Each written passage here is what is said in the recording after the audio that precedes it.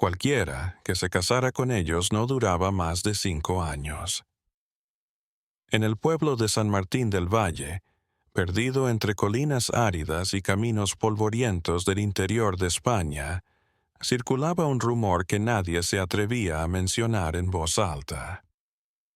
Los Solano han habitado la casa de piedra al final del pueblo durante 3 generaciones y han enterrado a más cónyuges que nadie en 100 kilómetros a la redonda. No era casualidad, no podía serlo. ¿Desde dónde nos escuchas esta historia? Desde tu casa, de camino al trabajo, o tal vez en una noche solitaria. Donde quiera que te encuentres, si te gustan las historias que te hacen cuestionar los rincones más oscuros del alma humana, suscríbete al canal y enciende la campanita. Porque esta historia de la familia Solano te hará preguntarte hasta dónde llegarías para defender a los tuyos, aunque eso signifique sacrificar a otros. Era otoño de 1847 cuando el doctor Tomás Ruiz llegó a San Martín del Valle. Llegó de Madrid, enviado por el obispado, después de repetidas cartas del padre Esteban, el viejo párroco del lugar, quien juraba que algo antinatural sucedía en esa casa. El aire olía a polvo y humo de madera cuando Tomás se bajó del carruaje. San Martín era apenas un puñado de casas bajas de adobe y piedra, una iglesia pequeña con su campanario ladeado y campos de trigo que se extendían hasta donde alcanzaba la vista como un mar dorado y agonizante.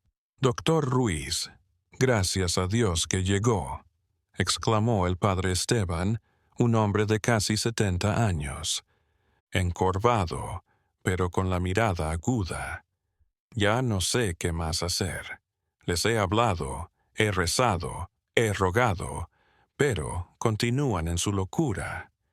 Tomás se acomodó las gafas redondas y contempló la casona Solano a la distancia. Era una casa de 2 pisos con muros de piedra oscura cubiertos de hiedra muerta. Las ventanas estaban cerradas con contraventanas de madera como ojos cerrados que se negaban a mirar el mundo.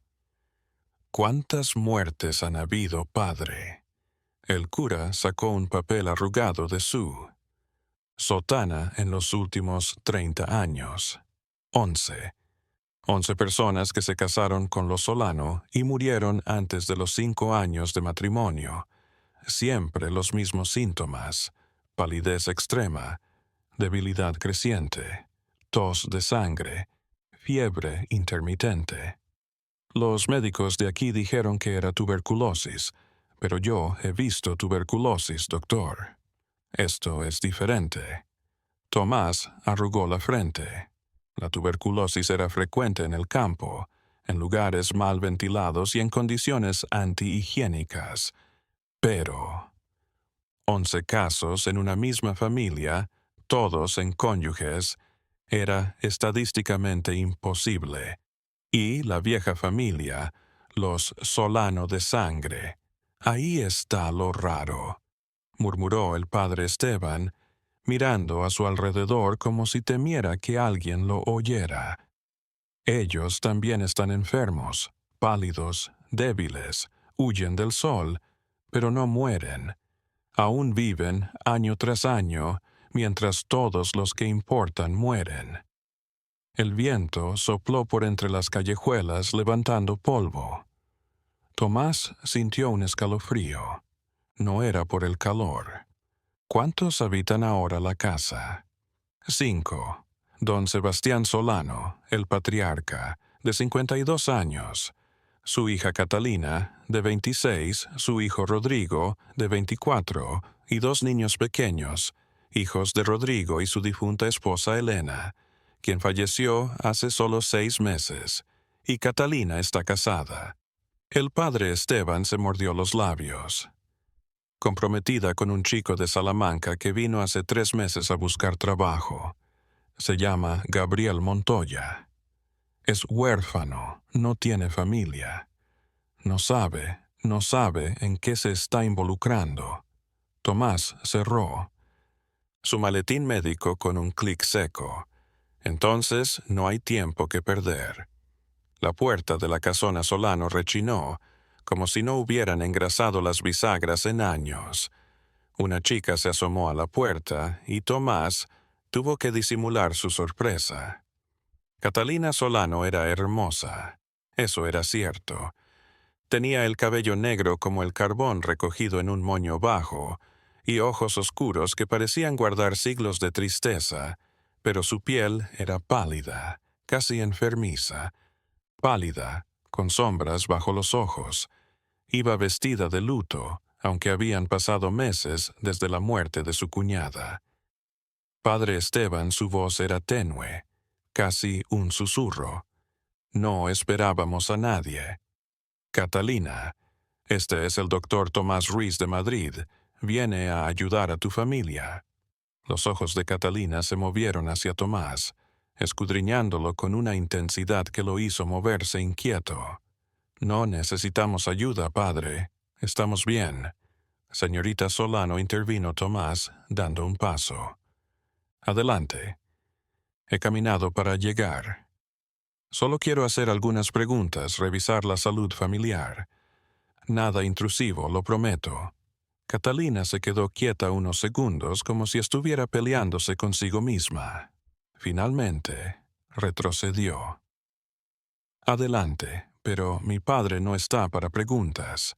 El interior era tan oscuro como el exterior. Las cortinas estaban cerradas, pero filtrándose a través de ellas unos pocos rayos de luz que revelaban el polvo flotando en el aire. Aire.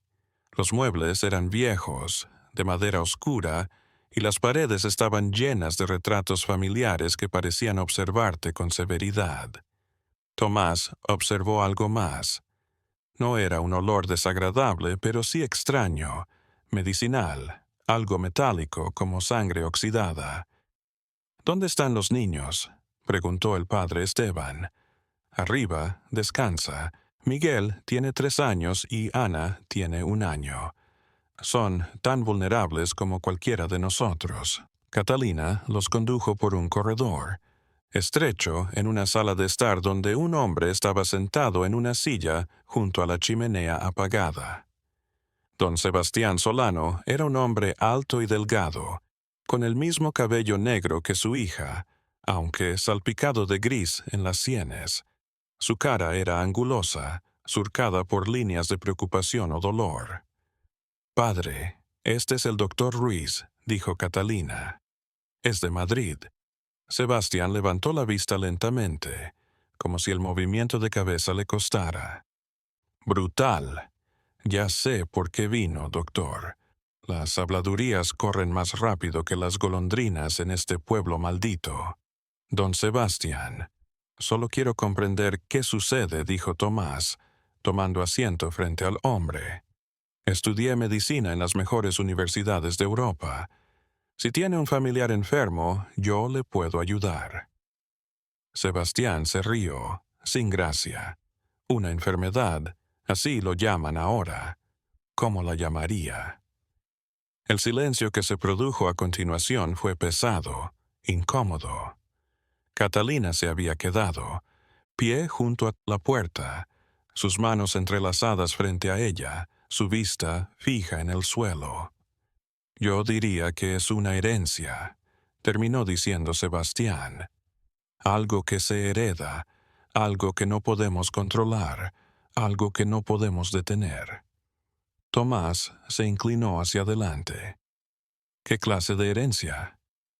Sebastián cerró los ojos como si le doliera mencionarlo. «Cuando mi abuelo era joven, trabajaba en las minas de mercurio de Almadén. Estuvo allí 20 años respirando vapores venenosos, tocando con sus propias manos. Cuando salió de las minas estaba enfermo. Temblores, pérdida de memoria, sangrado de encías. Creyó que moriría joven, pero vivió. Se casó, tuvo hijos. Mi padre fue uno de ellos. A Tomás algo le hacía sentido y su padre también lo demostró.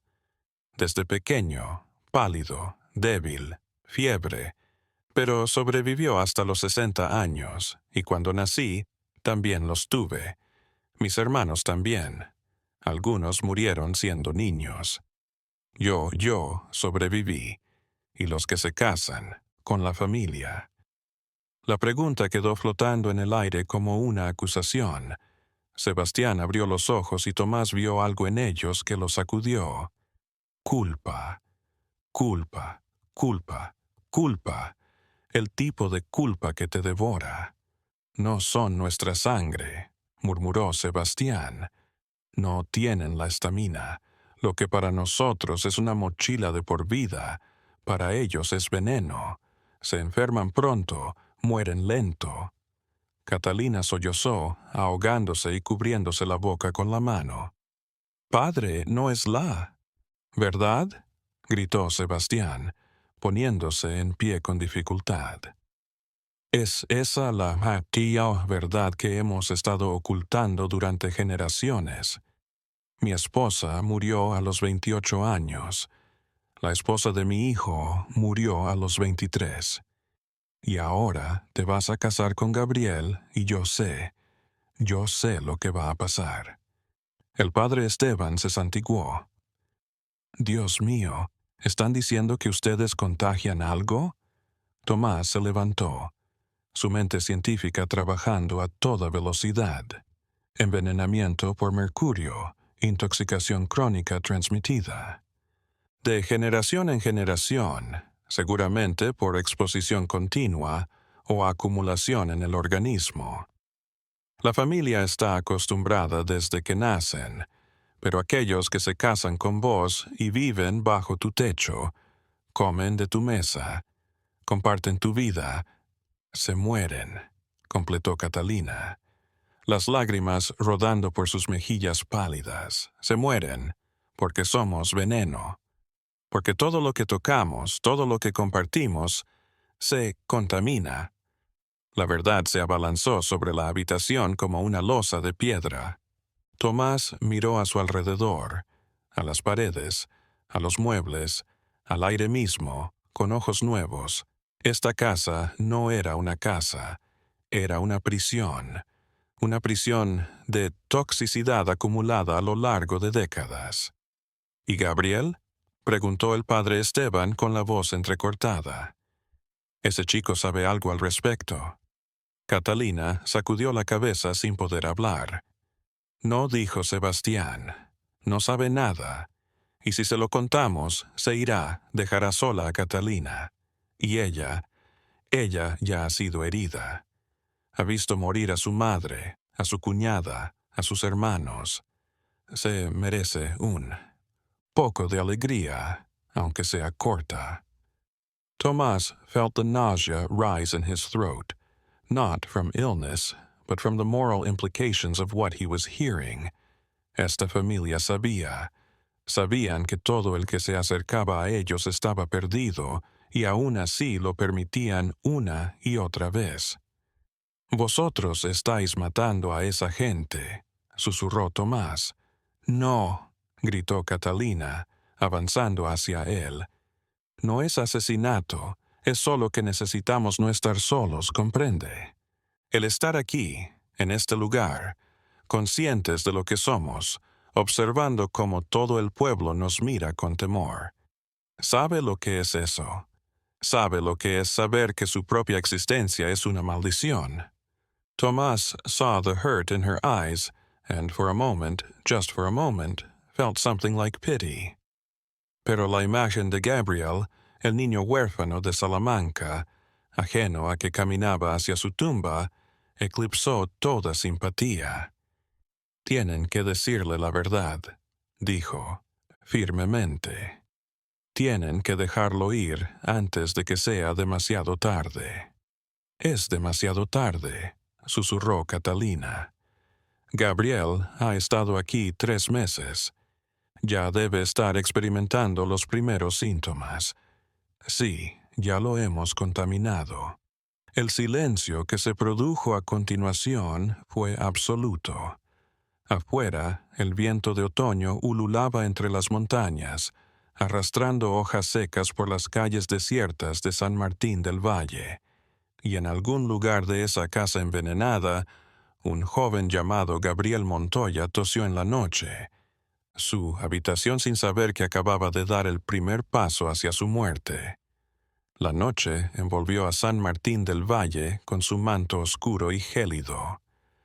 Tomás Ruiz se encontraba sentado en la pequeña habitación que el padre Esteban le había dispuesto en la casa parroquial, la vela encendida sobre las hojas de su cuaderno médico. Había cubierto 3 páginas con apuntes sobre envenenamiento por mercurio, síntomas, progresión, posibles tratamientos. Pero, cada vez que su pluma se detenía, su mente regresaba a la imagen de Catalina Solano, sus ojos desesperados, su voz rompiéndose al confesar que sabían lo que hacían. Un toque suave en la puerta lo sacó de sus pensamientos. «¿Puedo pasar, doctor Ruiz?» Era la voz del padre Esteban. «Adelante, padre». El viejo sacerdote entró con una bandeja de té y pan. Su rostro estaba agotado, como si hubiera llevado demasiados secretos durante demasiado tiempo. No ha probado bocado desde que llegó. Debe mantener sus fuerzas. Tomás aceptó el té y envolvió sus manos alrededor de la taza caliente. «Padre, ¿cuánto tiempo ha conocido la verdad sobre lo Solano?» El cura suspiró y se sentó en la única silla. Lo sospechaba desde hace años, pero no tenía pruebas. Los médicos de aquí siempre decían tuberculosis y yo quería creerles. Es más fácil asumir una enfermedad común que asumir que toda una familia está contaminada. Pero cuando Elena, la esposa de Rodrigo, murió hace 6 meses y supe que no podía seguir ignorándolo. Era una mujer joven, sana, vital cuando llegó a San Martín. En 3 años se consumió en una sombra. Y los niños, Dios mío, los niños también. Miguel y Ana son flojos desde que nacieron.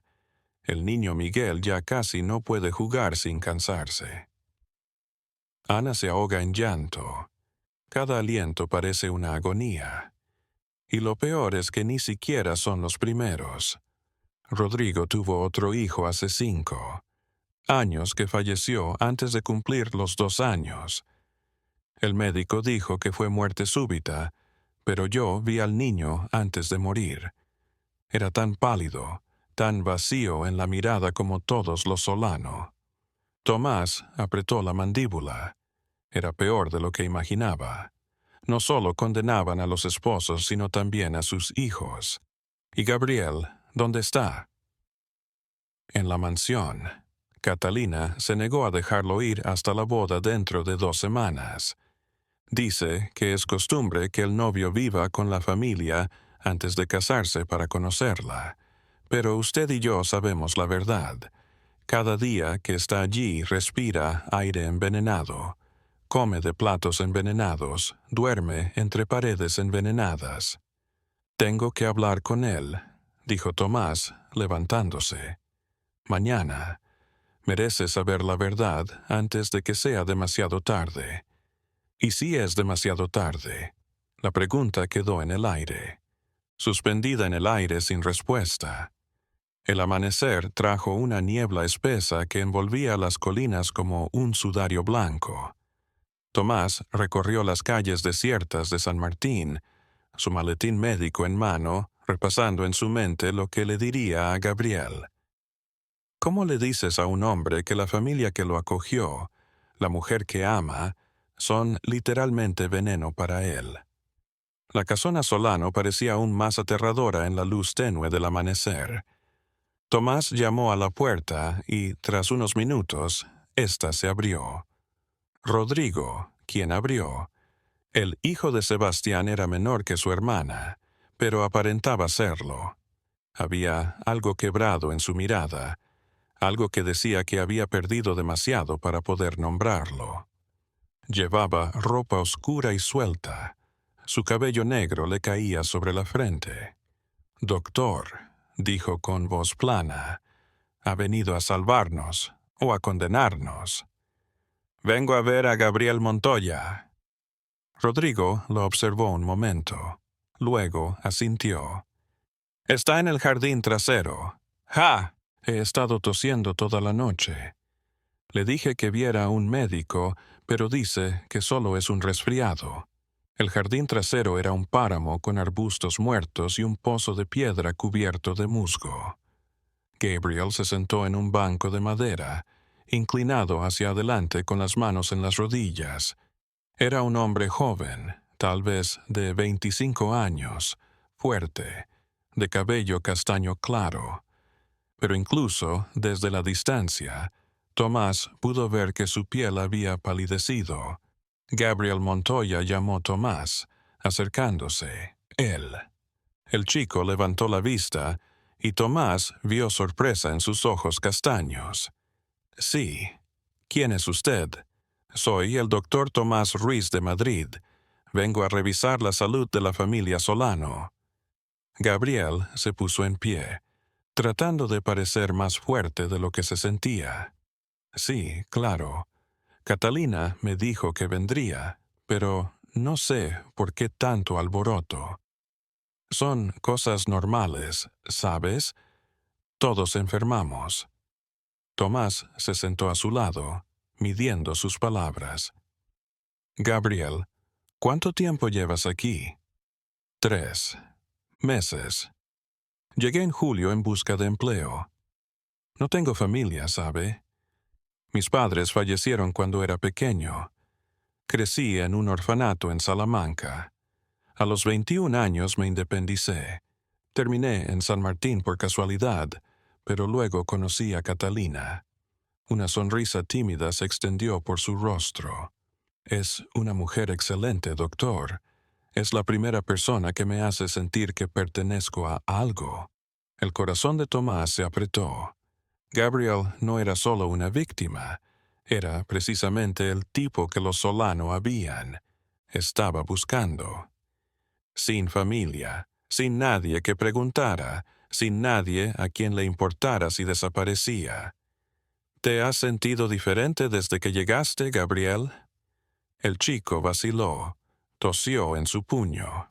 Bueno, he estado cansado y esta tos no desaparece, pero es otoño. Uno se enferma con el cambio de clima, ¿no? Has tenido fiebre, dolor de cabeza, has tosido sangre. El rostro de Gabriel se endureció. Esta mañana había sangre en el pañuelo, pero supuse que solo había tosido demasiado fuerte. Doctor, ¿qué pasa? ¿Tengo tuberculosis? Tomás respiró hondo. Era el momento.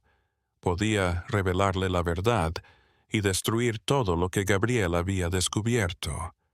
O podía amortiguar el golpe, darle esperanza mientras encontraba una solución. Eligió el camino del medio. Gabriel, los Solano tienen una enfermedad genética.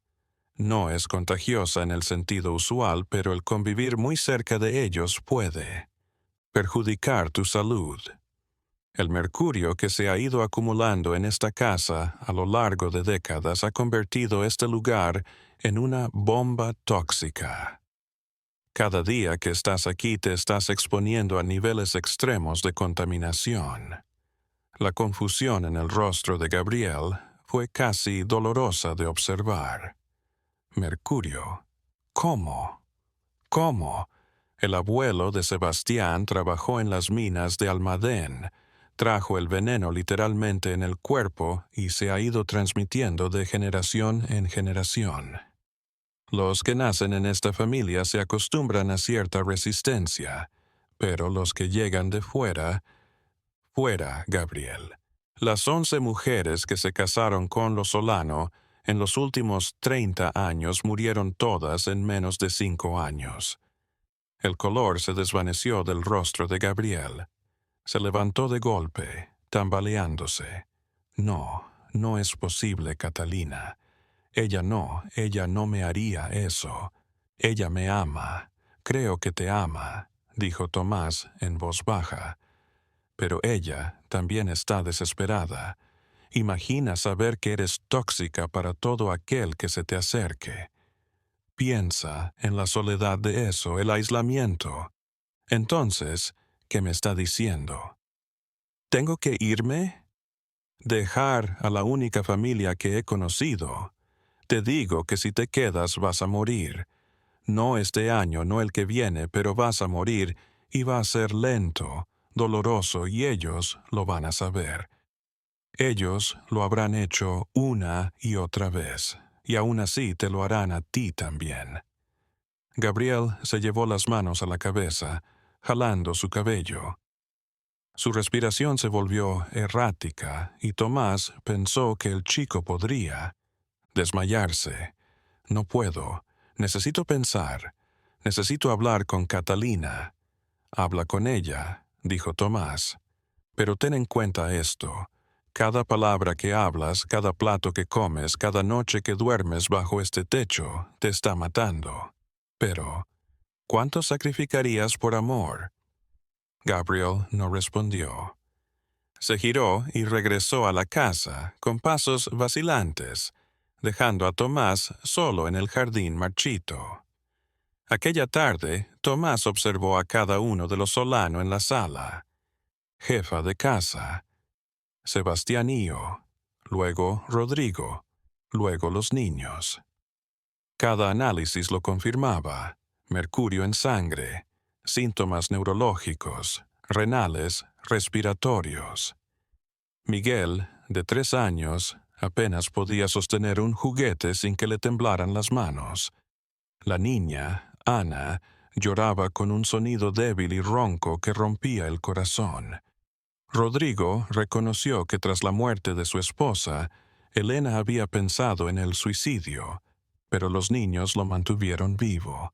Ellos no. Pidieron nacer así, dijo Rodrigo mirando a sus hijos con lágrimas en los ojos. No vale. Nada de esto es justo. Cuando le llegó el turno a Catalina, entró con la cabeza erguida, pero con las manos temblando. Se sentó frente a Tomás en silencio. ¿Gabriel te dijo? Preguntó Tomás sacando su estetoscopio. Sí, y Catalina cerró los ojos. Me odió. Vi el odio en sus ojos, doctor. Me llamó asesina. Me preguntó cuántas personas habíamos asesinado con nuestro silencio, y yo no supe qué decir, porque tiene razón. Tiene toda la razón. Le dijiste que lo amas. Le dije que prefería morirme antes que verlo sufrir. Le dije que si pudiera arrancarme este veneno de mi cuerpo, lo haría. Le rogué que me comprendiera. ¿Y qué dijo él? Catalina abrió los ojos y Tomás vio algo en ellos que no esperaba. Esperanza y terror juntos. Dijo que se quedará. Dijo que si solo estamos juntos por unos años, será suficiente. Dijo que siempre ha estado solo y que prefiere morir amado a vivir solo. Tomás sintió que algo se rompía en él. No era la respuesta que esperaba, no la que deseaba, pero captó la lógica perversa detrás de ella. Gabriel había preferido el amor a la supervivencia, la compañía a la soledad, y Catalina, desesperada por no estar sola, lo había aceptado. ¿Sabes lo que eso significa? Preguntó Tomás. ¿Lo sabes? Significa que voy a tener otra muerte en mis manos. Significa que lo amaré mientras pueda y lo veré morir. Significa que cuando me muera voy a llevar otra culpa en mi espalda. Más, otra alma más en mi conciencia. Las lágrimas rodaron por sus mejillas. Pero también significa que por unos años no estaré sola, y Dios me ayude. No sé si soy lo suficientemente fuerte para negarme a eso. Tomás finalizó el examen en silencio. Los pulmones de Catalina sonaban débiles. Su corazón latía con irregularidad y había indicios iniciales de daño renal. La mujer frente a él no era una villana, era una víctima que estaba haciendo más víctimas en su desesperación. Hay terapias, dijo. Al final, no son remedios, pero pueden colaborar. Quelación con azufre, cambios en la dieta, ventilar la casa. Si comenzamos ahora, quizás podamos prolongar la vida de Gabriel. Quizá podamos darle 10 en vez de 5. Catalina levantó la vista de golpe. Lo dice en serio, no hago milagros. El daño está hecho tanto en vosotros como en él, pero puedo intentar reducirlo. Puedo hacerlos vivir un poco más, un poco mejor. Por primera vez, desde que Tomás llegó a San Martín del Valle, observó algo parecido a la esperanza en el rostro de Catalina Solano. Era una esperanza tenue, manchada de culpa y temor, pero estaba presente. «Haré lo que sea», dijo ella, «lo que sea». Cuando Tomás salió de la casona esa noche, el padre Esteban lo esperaba fuera, con su capa negra. «Y bien», dijo el cura, «Gabriel se queda», respondió Tomás, su voz resignada. «Ama a Catalina por encima de todo».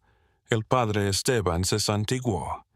«Entonces vamos a tener otra tragedia en nuestras manos». Tal vez, dijo Tomás, o tal vez si trabajamos lo suficiente podamos darles algo que esta familia nunca ha tenido.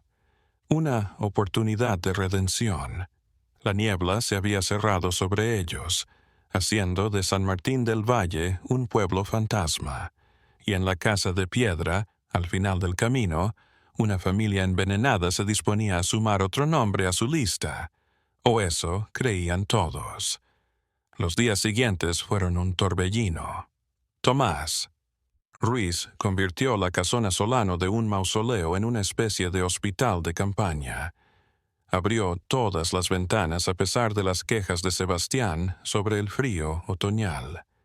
Mandó lavar todas las cortinas, fregar los suelos con vinagre, tirar cacharros viejos de la cocina que seguramente habían ido acumulando mercurio durante décadas.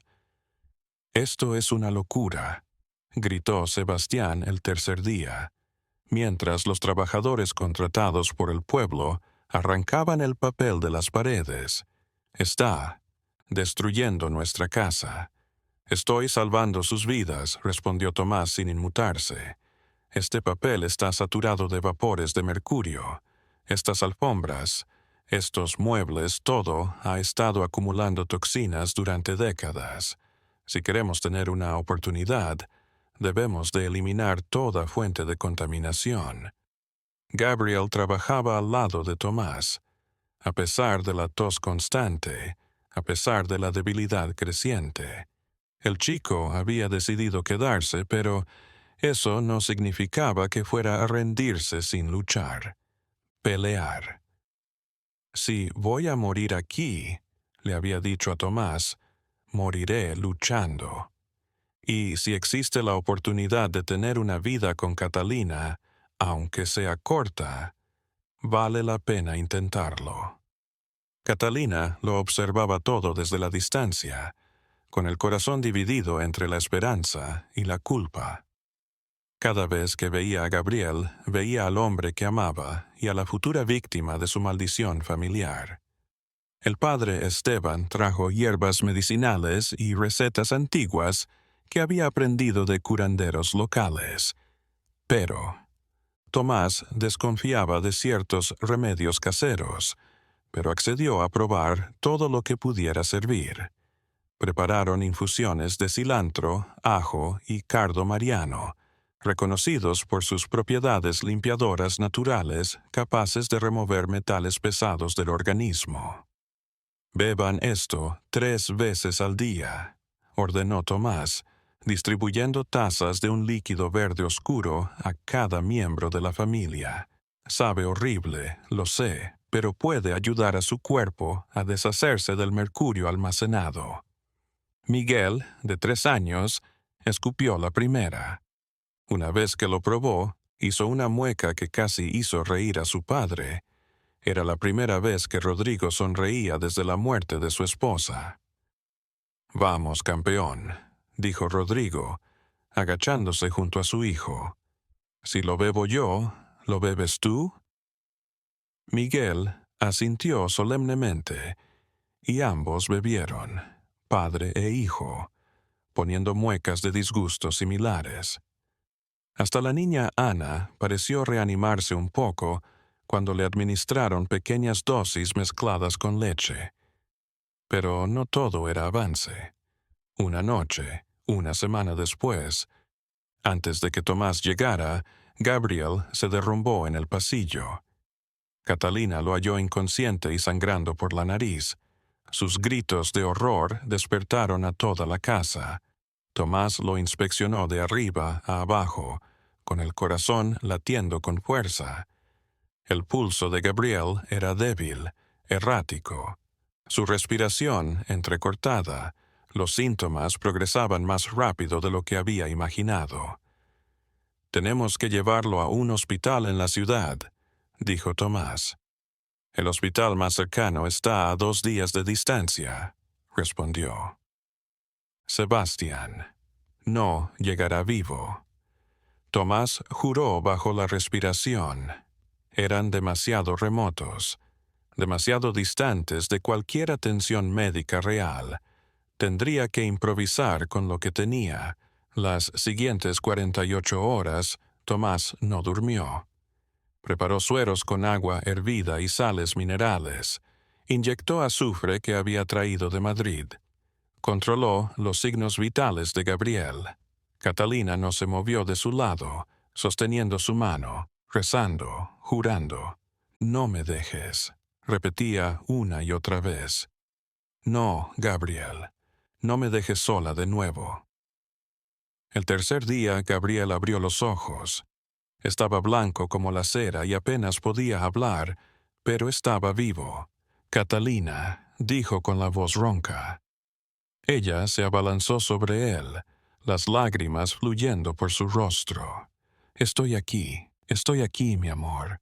¿Todavía quieres casarte conmigo?», dijo con una sonrisa débil, a pesar de que soy un idiota por quedarme. Catalina se rió y lloró a la vez. «Eres el mayor idiota que conozco y sí, aún me quiero casar contigo». Tomás lo observó desde la puerta, aliviado y preocupado a la vez. Había rescatado a Gabriel esta vez, pero ¿cuánto tiempo hasta la próxima crisis? ¿Cuántas veces podría arrancarlo de la muerte? Las semanas fueron transcurriendo. La rutina en la casona Solano cambió. Tomás impuso una disciplina. Las ventanas debían abrirse al menos 6 horas al día, hiciera el tiempo que hiciera. Toda la comida se tenía que cocinar, con cosas frescas del mercado, no con cosas de la alacena sucia. Todos en la familia tenían que tomar baños con sales especiales que Tomás preparaba para eliminar toxinas a través de la piel. Gabriel se hizo asistente de Tomás, aprendiendo todo sobre medicina y envenenamiento por metales pesados. Era inteligente y aprendía rápido. «Si voy a vivir con esto», dijo a Tomás una tarde mientras ordenaban hierbas medicinales. «Necesito entender. Necesito saber qué está pasando con mi cuerpo, cómo puedo luchar contra él. Eres más fuerte de lo que creía», reconoció Tomás. «La mayoría de la gente en tu lugar se rendiría o saldría huyendo». «No tengo a dónde ir», respondió Gabriel con sencillez. «Y no tengo nada que perder excepto el tiempo que me queda. Prefiero gastarlo siendo útil». Sebastián también cambió. El patriarca había llevado la culpa de las muertes de su familia durante décadas. Pero ahora, al ver a Tomás arriesgar su vida por Gabriel, algo se despertó en él. Empezó a colaborar, revelando información sobre la historia familiar que había mantenido oculta durante años. «Mi padre me dijo algo antes de morir», dijo una noche mientras el grupo se reunía en la sala principal. Dijo que el abuelo, el de las minas, se intentó matar varias veces, no porque se quisiera morir, sino para no pasarle el veneno a sus hijos. Pero mi abuela lo frenó en cada oportunidad. Ella lo Le quería tanto que prefirió correr el riesgo de tener hijos envenenados antes que estar sin él. ¿Y tu padre?, preguntó el padre Esteban. ¿Él se casó sabiendo lo que hacía? No, al principio solo lo supo cuando mi madre se enfermó. Para entonces ya había nacido. Podría haberse divorciado, podría haberla mandado lejos, pero la amaba. Así que se quedó y la vio morir. Y luego hizo lo mismo con todos nosotros. Nos educó sabiendo que éramos veneno, esperando que uno de nosotros fuera lo suficientemente fuerte. Romper el ciclo. ¿Y lo rompiste?, preguntó Tomás. Sebastián negó con la cabeza. Creo que sí. Cuando Catalina nació, juré que nunca la dejaría casarse, que nunca dejaría que esta maldición se extendiera más, pero entonces vi lo sola que estaba, lo desesperada que estaba por amor, por afecto. Y cuando Rodrigo se enamoró de Elena, no pude detenerlo. Creí que tal vez, solo tal vez ella lo lograría. Pero no lo hizo, dijo Rodrigo, su mirada perdida. Y ahora mis hijos llevan, con lo mismo que yo. Y algún día, si viven lo suficiente como para crecer, tendrán que tomar la misma terrible decisión: morir solos o matar a alguien más. El silencio que se produjo a continuación fue denso. Ni siquiera Tomás, con toda su formación médica y científica, sabía cómo resolver el dilema ético que afrontaba esta familia. Gabriel fue el primero en hablar. Entonces, cambiemos las reglas, dijo, su voz sorprendentemente firme para alguien que había estado al borde de la muerte hace días. Antes, ustedes han estado ocultando esto por generaciones, dejando que la gente se entere. Y si fueran sinceros desde el principio, si le dijeran a cualquiera que quiera integrarse a esta familia lo que están pasando. Nadie querría quedarse, dijo Catalina en voz baja. Yo sí, respondió Gabriel tomando su mano. Incluso ahora, con todo lo que sé, con la muerte llamando a la puerta, te elegiría de nuevo, porque tú mereces cada día de mi vida. Pero la diferencia es que yo elegí. Todos los anteriores no tuvieron esa oportunidad, y eso es lo que los victimiza. Eso es lo que lo convierte en una tragedia en lugar de solo una enfermedad. Algo se agitó en el pecho de Tomás. Gabriel tenía razón. El crimen no era la enfermedad, sino el engaño, la falta de elección. Tiene razón, dijo Tomás. No se puede curar, al menos no con la medicina actual. Pero, seamos sinceros, podemos proporcionar a la gente la información y dejar. Determinen ustedes mismas si el riesgo vale la pena. Sebastián miró a su alrededor, a las caras de su familia. Observó a Catalina abrazar a Gabriel como si se tratara de un salvavidas en medio de la tormenta. Vio a Rodrigo cargando a sus hijitos, ambos jadeando, pero vivos, aún luchando. Vio al padre Esteban, que había llevado los secretos familiares durante años sin juzgarlos. Y finalmente vio su reflejo en la ventana, un hombre viejo y fatigado. Había vivido demasiado tiempo en culpa. Está bien, dijo finalmente. Seamos sinceros, no más secretos, no más mentiras.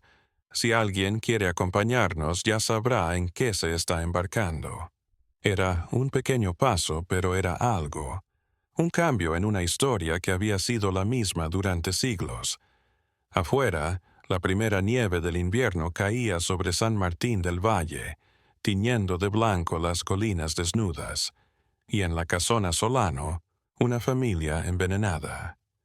Respiró su primer aliento de esperanza en décadas. El invierno se abalanzó sobre San Martín del Valle con una furia que nadie esperaba.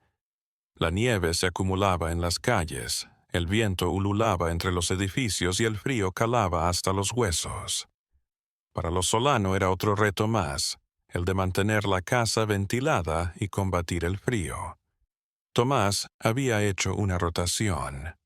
Las ventanas se abrían de par en par durante 2 horas cada mañana, llueva, truene o haga sol, mientras toda la familia se reunía en la cocina alrededor del fuego.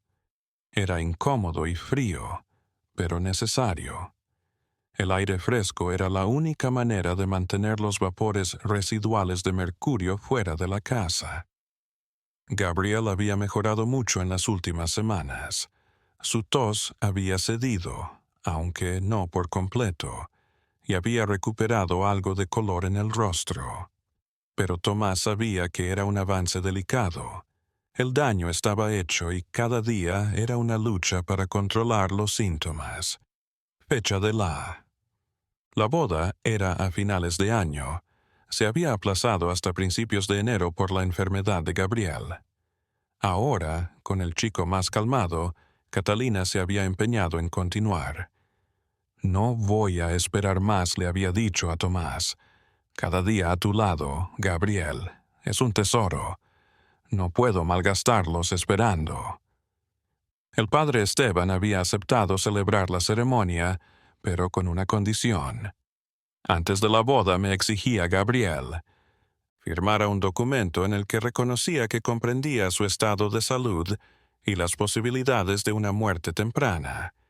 Era una advertencia legal que ninguno de ellos había tenido en cuenta antes.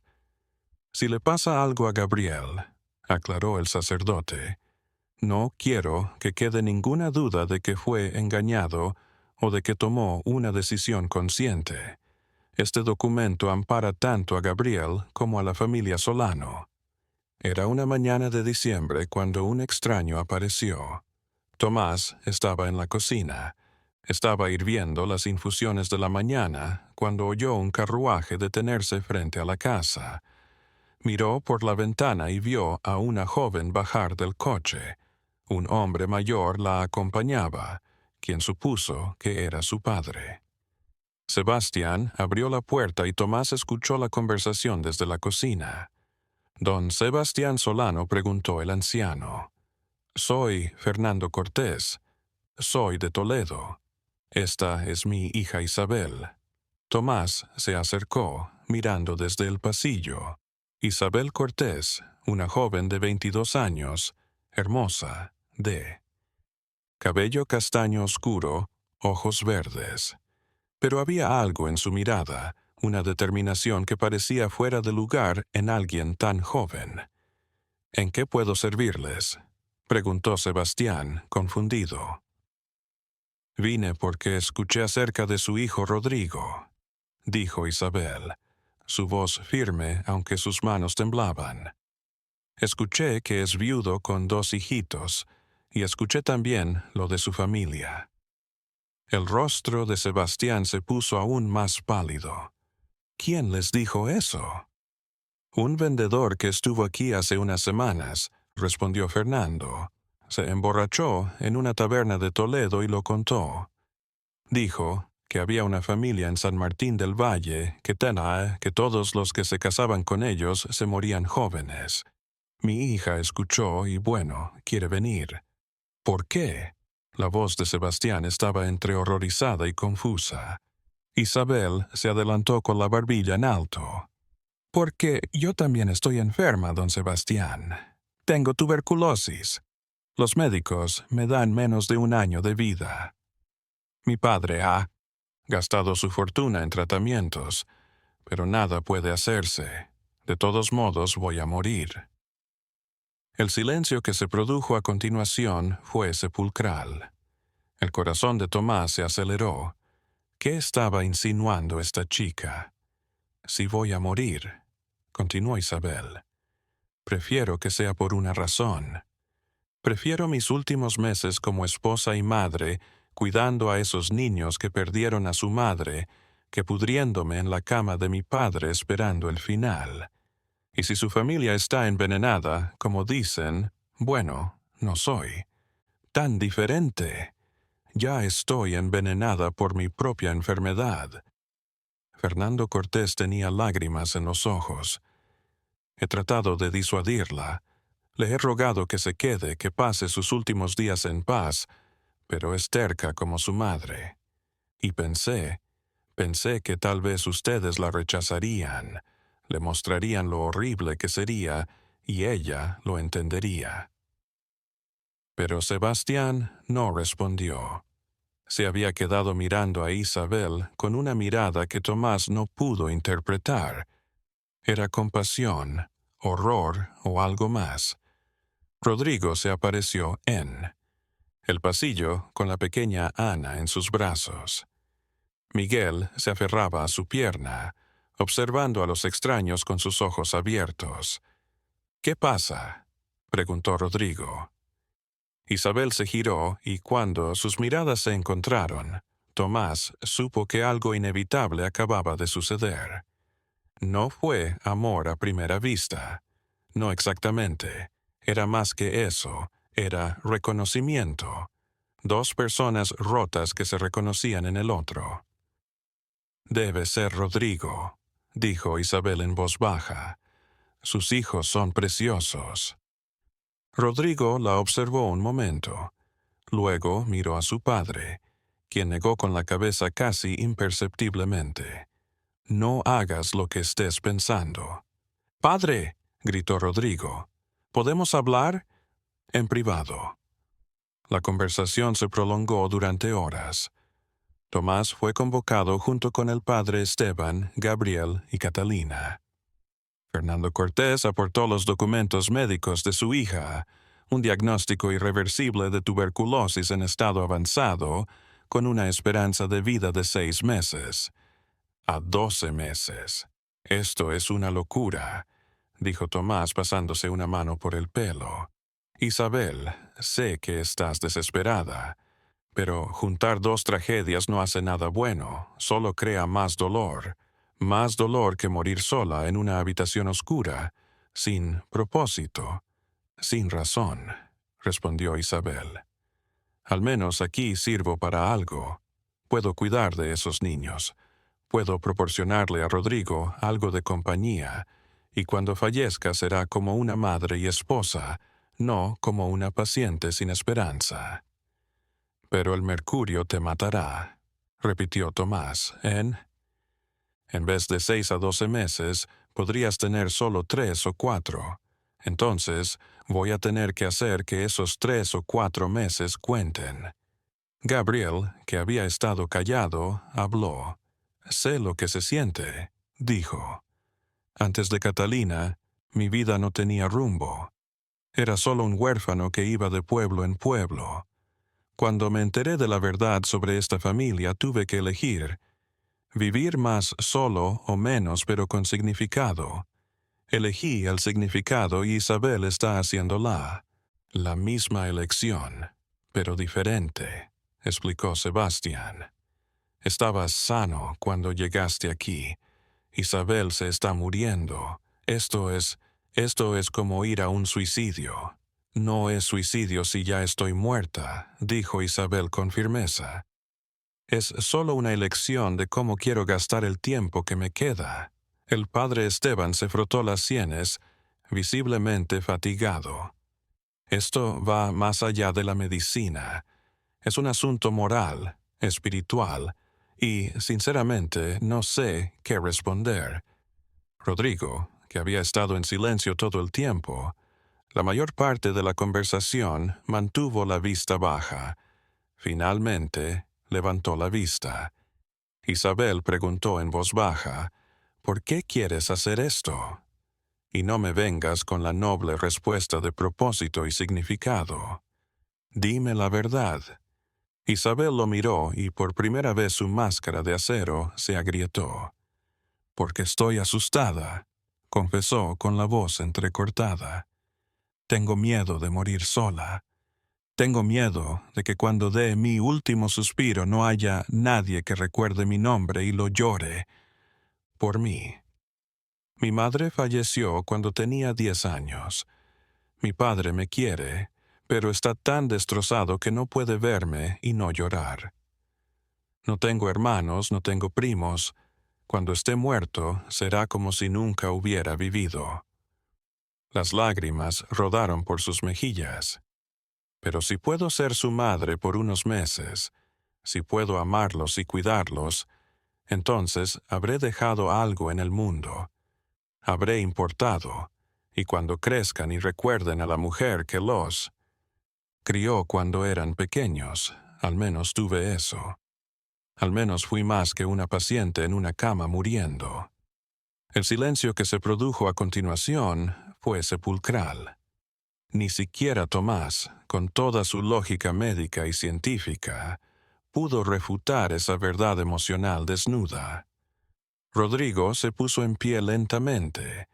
Se acercó a Isabel y por primera vez desde la muerte de su esposa Elena, Tomás observó algo parecido a la esperanza en los ojos del joven padre.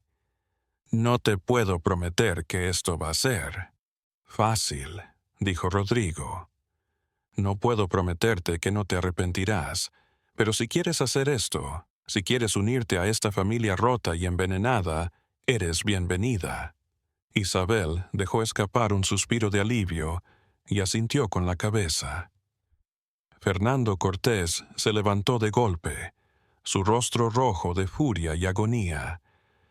«No, no lo voy a permitir. Isabel, eres mi única hija. No voy a dejar que mueras en esta casa de la muerte». «Papá», dijo Isabel, girándose para mirarlo con ojos suplicantes.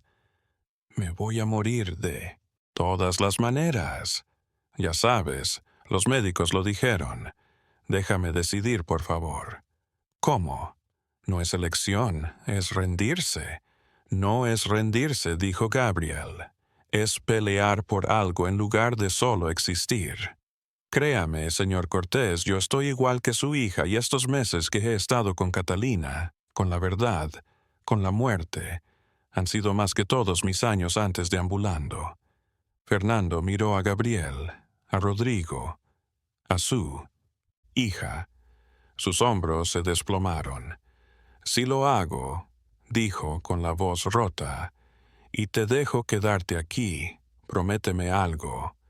Prométeme que escribirás, que me contarás tus días, que no me dejarás fuera de tu vida». «Lo prometo, papá. Lo prometo». Padre e hija se abrazaron y lloraron, y el resto de la habitación se quedó mirando en silencio. Tomás se preguntó, no por primera vez, si estaba viendo algo hermoso o algo horrible.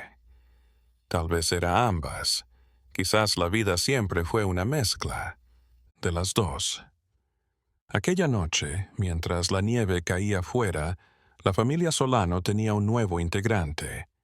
Y aunque todos sabían que era fugaz, aunque todos reconocían que estaban sumando otra tragedia inevitable a su lista, algo se sentía diferente esta vez. Esta vez todos habían votado con los ojos abiertos.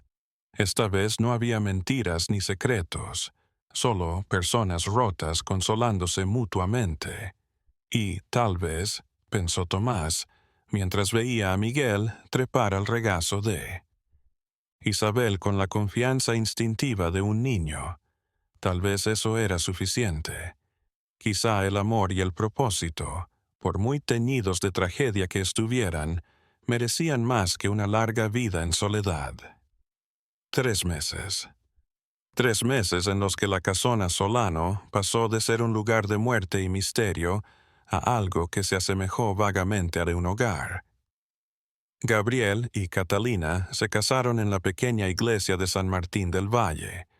Solo estaban presentes los Solano, el padre Esteban, Tomás y algunos vecinos audaces que habían decidido que la empatía era más importante que el miedo.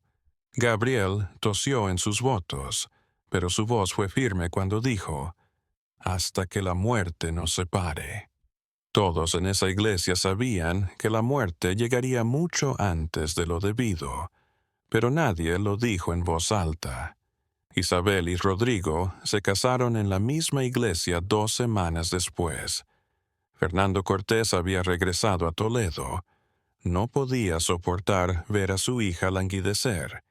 pero escribía todas las semanas. Isabel se las leía en voz alta a los niños mientras desayunaban, contándoles sobre el abuelo que tanto los quería, aunque nunca los conoció. La vida familiar se asentó. Las mañanas se abrían con las ventanas y el aire frío entrando mientras todos se reunían en la cocina. Isabel cocinaba el desayuno con movimientos lentos, pero firmes, y aunque siempre tosía, Miguel la había hecho su mamá y la llamaba mamita Isabel, con la naturalidad de un niño que no comprende la muerte y la enfermedad. Catalina y Gabriel leían juntos por las tardes o caminaban por las colinas nevadas cuando Gabriel tenía fuerzas. Ella le hablaba de las plantas que florecían en primavera, de los pájaros que volvían en verano, de las historias de San Martín del Valle que contaban desde hacía siglos. Le contaba sus sueños, sus viajes imposibles, sus hijos imposibles. Tomás había prolongado su estancia indefinidamente. Inicialmente iba a ser solo un mes, pero ahora llevaba casi 4 meses en San Martín del Valle. Le escribía cartas semanales a sus compañeros en Madrid, actualizando el caso, buscando nuevos tratamientos, consultando a otros médicos, pero sabía en su corazón que se estaba quedando por más que razones médicas. Esta familia disfuncional era su familia. Una noche de febrero, la nieve caía afuera, y Thomas estaba en su cuarto en la casa parroquial, cuando el padre Esteban llamó a su puerta. «Doctor Ruiz, necesito hablar con usted», dijo el viejo sacerdote, su voz más grave de lo normal. Tomás le hizo un gesto para que entrara y le ofreció una silla al lado del fuego. «¿Qué pasa, padre?». El padre Esteban suspiró. «He estado reflexionando sobre esto, sobre Gabriel, Isabel, sobre lo que han decidido de mi rol en esto, y necesito saber, ¿cree que tomé la decisión correcta? Cuando los caso, sabiendo que los estoy condenando a una muerte más temprana, ¿no los estoy induciendo al suicidio?» Tomás se lo pensó. «Padre, ¿qué es la vida? ¿Es solo el número de años que respiramos o algo más? Gabriel llegó aquí con 28 años y probablemente habría vivido hasta los 70 u 80 si se hubiera quedado en Salamanca. Pero, ¿qué clase de vida habría sido? Solo, sin familia, sin rumbo. Ahora, tiene quizás 5 años si tenemos suerte, pero tiene amor, tiene familia, tiene razón. Para despertarse cada día, ¿qué vida es más importante? Isabel, ella es aún más joven, solo 22. Isabel iba a morir de todos modos. La tuberculosis no se cura. Al menos ahora está muriendo por una buena causa, por cuidar de esos niños que necesitan una madre. ¿No es mejor consumirse en una cama de desesperación? El padre Esteban asintió lentamente. «Creo que tiene razón, pero ¿Dios aprueba esto si lo que hacemos está bien a sus ojos?» «Yo no soy creyente», padre, reconoció Tomás. «Pero si hay un Dios, creo que le importaría más el amor y el sacrificio que los años. Estas personas están amando a pesar del precio. ¿No es eso lo más divino que puede hacer un hombre?» La charla fue interrumpida por un fuerte golpe en la puerta. Catalina estaba de pie, su rostro pálido de terror. «PD, doctor Ruiz, venga rápido. Es Gabriel. Está tosiendo sangre y no se detiene». Tomás tomó su portafolio y corrió a la casona Solano, el padre Esteban, siguiéndolo de cerca. La casa estaba oscura, iluminada por velas, las sombras bailando en las paredes. Escuché la tos de Gabriel en el pasillo. En el dormitorio que Gabriel compartía con Catalina, lo halló inclinado sobre una palangana, sangre goteando de sus labios. Su cara estaba distorsionada por el dolor. Cada respiración un esfuerzo. ¿Cuánto tiempo lleva así?, preguntó Tomás, mirando de reojo a Gabriel. Comenzó hace 1 hora, respondió Catalina, sus manos temblando. Creí que se detendría, pero solo ha empeorado. Tomás escuchó el pecho de Gabriel con su estetoscopio. Lo que oyó le heló la sangre. Los pulmones estaban llenos de agua. El corazón se aceleró. El cuerpo de Gabriel estaba fallando. Quiero que pongan a hervir agua, traigan todas las toallas limpias que tengan y preparen una habitación aparte con buena ventilación, ordenó Tomás, su voz sorprendentemente tranquila a pesar del terror que sentía. Gabriel necesita estar en un ambiente lo más libre de contaminantes posible.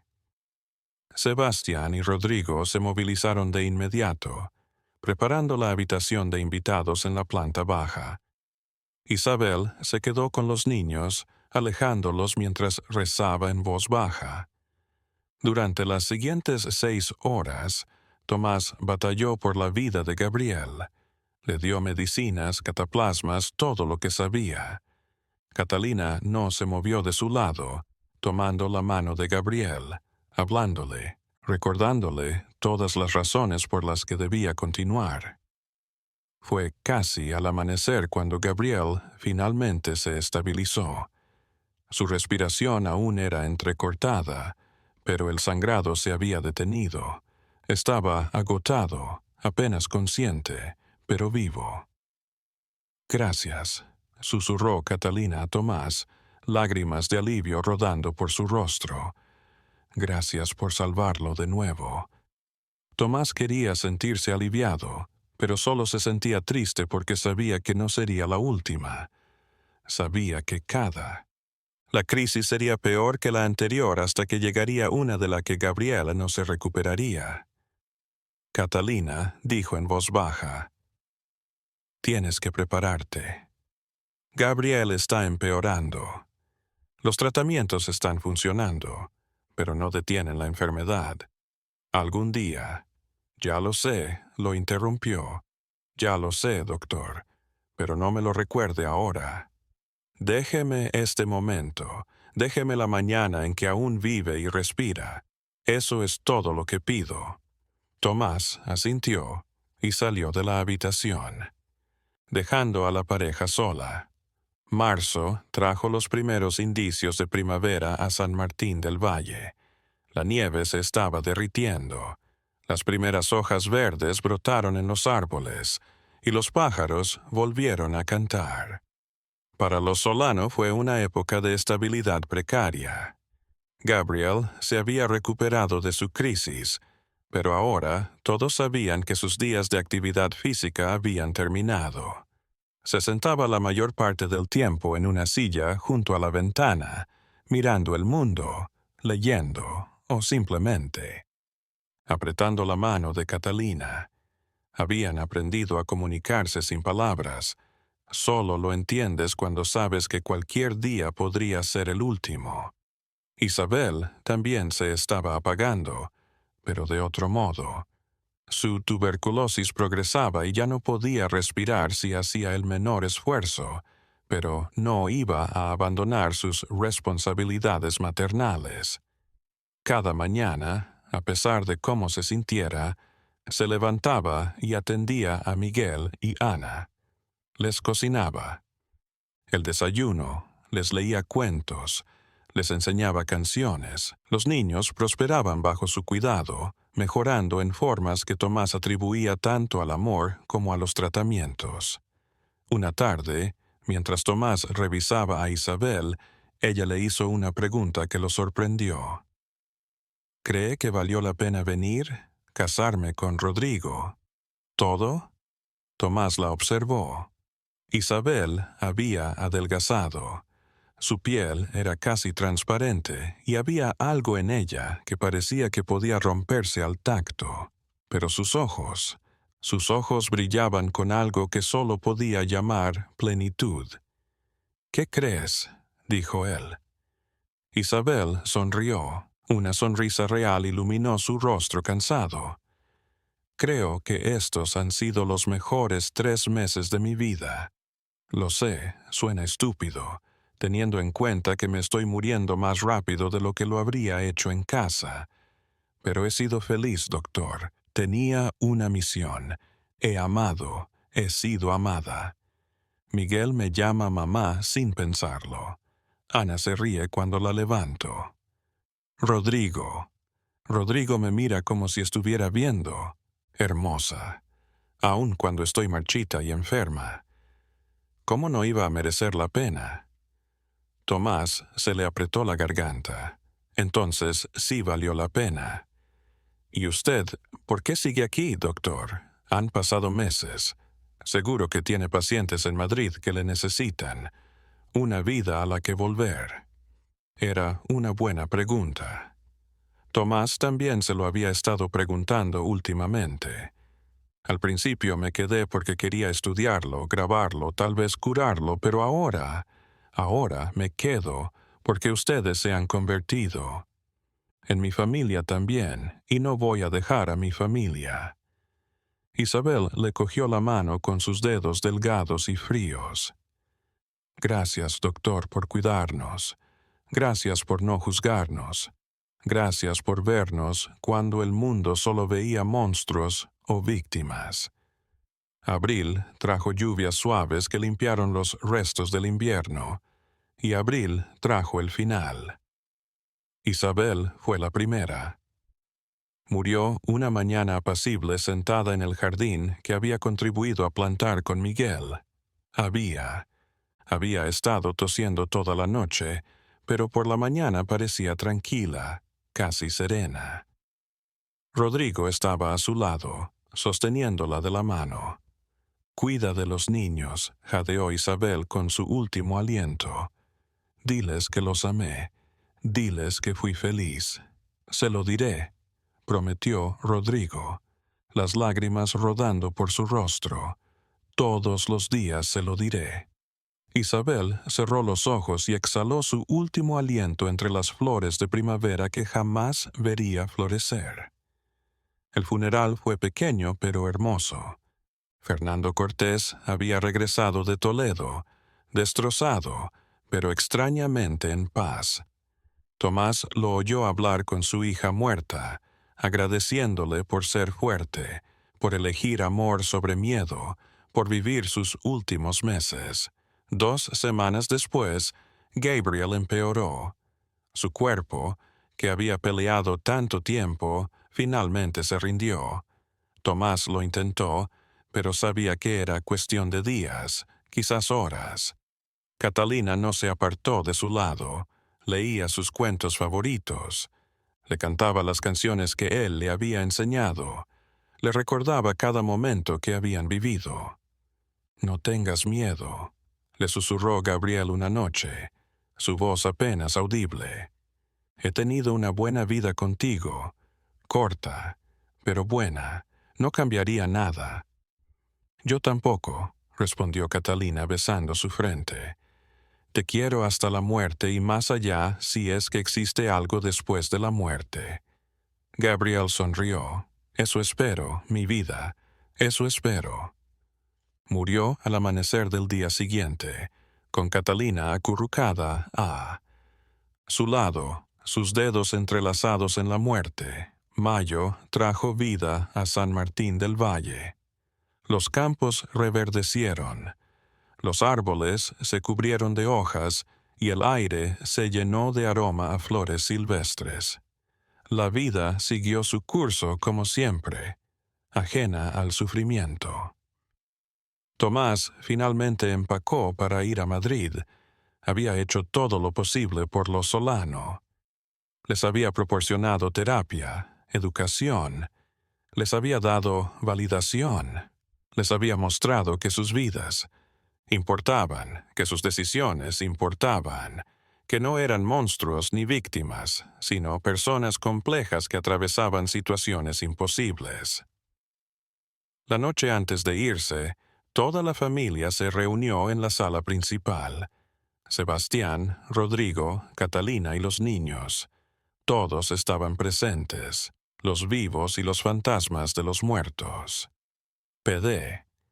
Doctor Ruiz, dijo Sebastián, su voz más firme de lo que Tomás la había oído en meses. Gracias por los tratamientos, por restaurarnos. Algo que hacía mucho que habíamos perdido, dignidad. Nos demostró que podemos vivir con integridad, que podemos dar a la gente elección, que no tenemos por qué escondernos en la vergüenza y el secreto. He estado reflexionando, dijo Rodrigo, en qué hacer con esta casa, con esta maldición que arrastramos, y he tomado una decisión. Cuando mis hijos crezcan les diré todo, la verdad, y les daré la libertad de quedarse o irse. Si quieren irse, les ayudaré. Si deciden quedarse, les prometo que cualquier persona que traigan a sus vidas sabrá. Toda la historia desde el principio. No más secretos, no más mentiras. Catalina, con el dolor aún reciente, asintió. Apenas podía hablar sin llorar. Gabriel me mostró que el amor vale cualquier cosa, dijo en voz baja. Pero también me mostró que el amor necesita honestidad. No puedo traer otra persona a esta casa sin saber lo que está enfrentando. No puedo hacer eso de nuevo. Tomás observó a esta familia que amaba, esta familia rota y envenenada. Había aprendido a desenvolverse con gracia en medio de lo imposible. Son más fuertes de lo que creen, dijo. Han acortado generaciones de tragedia y aún vivirán. Pero recuerden, no tienen que pasar por esto solos. Se tienen el uno al otro. Tienen a este pueblo que ahora los comprende y siempre me tendrán a mí. Si me necesitan, escriban y voy. Miguel, que había estado jugando en silencio con sus juguetes, se acercó a Tomás y le tendió un dibujo. Era un simple dibujo hecho con crayones. La casona Solano, rodeada de flores con palitos que representaban a toda la familia. Pero había algo más en el aire. Dos siluetas flotaban entre las nubes, observando. Gabriel e Isabel. Los echo de menos, dijo Miguel sencillamente. Pero papá dice que están en un lugar mejor ahora. Sí, doctor Ruiz. Tomás se agachó a su lado y tomó el dibujo. Sí, Miguel, creo que sí. Y creo que están orgullosos de ti, de lo valiente que has sido. Aquella noche, Tomás cenó por última vez con los Solano. Se reían, lloraban y sí, también reían. Se reían de Gabriel y su humor, de Isabel y su tenacidad, de Elena y su amabilidad. Recordaban a los que habían perdido y se negaban a olvidarlos.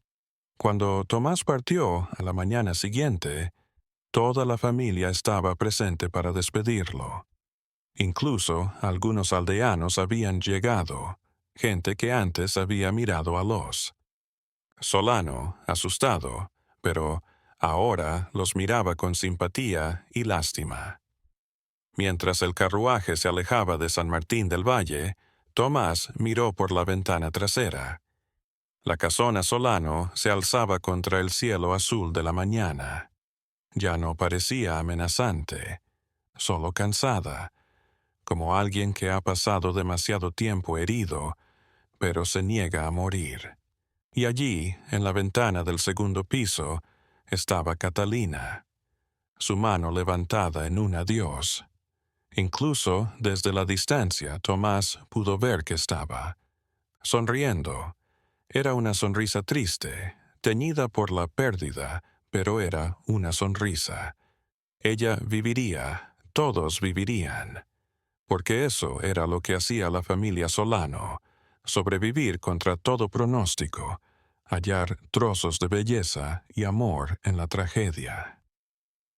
Tomás volvió a Madrid con sus apuntes médicos, pero con algo más. La certeza de que la vida no se mide en años, sino en instantes, en actos de amor, en decisiones valientes ante. imposibles. Los Solano estaban envenenados, sí, pero también estaban vivos, más vivos que la mayoría de la gente que vivía vidas largas y seguras. Y tal vez, pensó Tomás mientras la campiña española pasaba frente a su ventana, tal vez eso era lo que importaba al final, no cuánto vives, sino cuánto amas.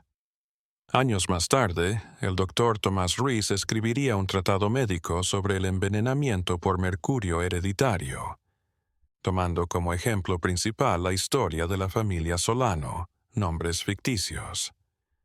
Su labor contribuiría a reconocer y tratar casos similares en toda España, salvando miles de vidas. La Casa Solano aún se erige en San Martín del Valle, habitada por los descendientes de Rodrigo. Los tratamientos actuales han disminuido la contaminación por mercurio y ahora la familia puede tener vidas más largas y saludables. Pero cada generación continúa narrando las historias de Gabriel e Isabel, dos extraños que decidieron amar a una familia envenenada y que en el proceso los redimieron.